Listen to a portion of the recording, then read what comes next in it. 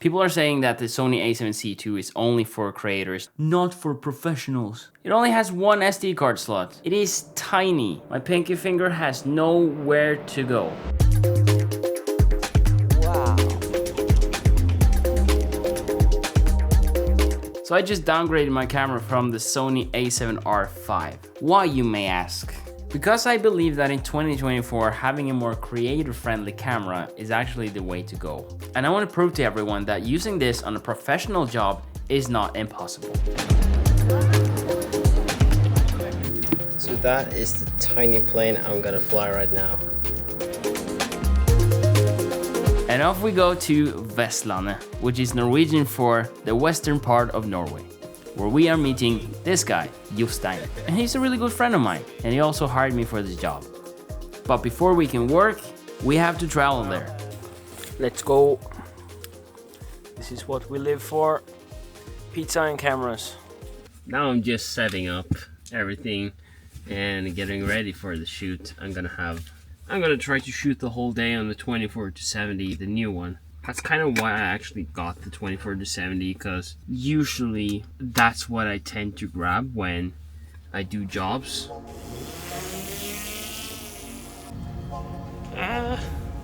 Wow.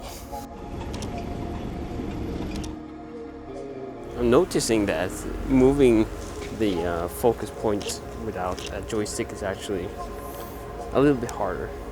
And that's it for my first professional stills with A7C II.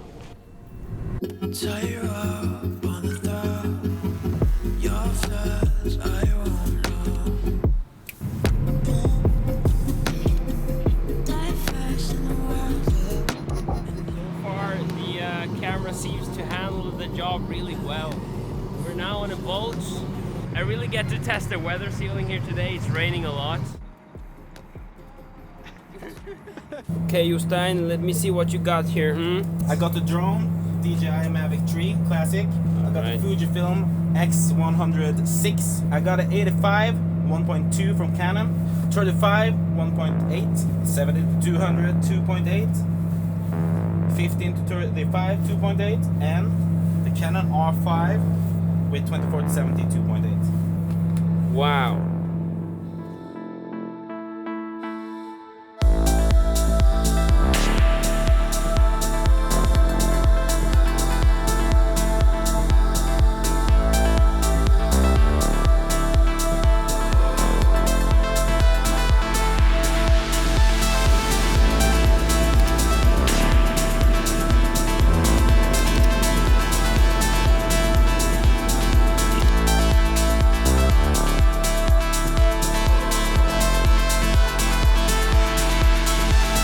I've just been shooting wide now because these things right here needed to be in the shot as well as the people. So it really comes down to the lens. The camera is performing really well, but the lens choice is what it comes down to.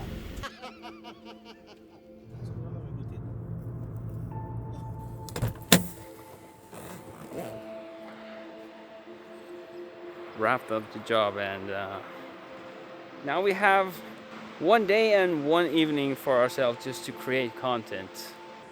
This guy forgot his ND filter.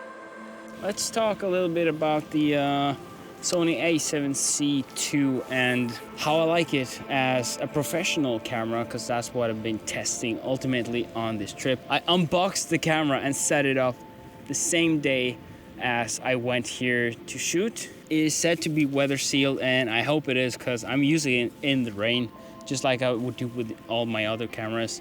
The new 24-70 has been on the camera for the whole trip almost, unless I'm vlogging, you know. Oh my god, I have to film that. That sunset is crazy. Obviously you can see that this can be used for professional work. It is a little bit small, so my pinky finger needs some more space, so I'm planning to buy the extension grip. The viewfinder is tiny for what I'm used to. I'm used to the A7R5 viewfinder right now. It's high quality, and I don't need to take off my glasses or anything to use it, so I'm actually pretty happy with the viewfinder.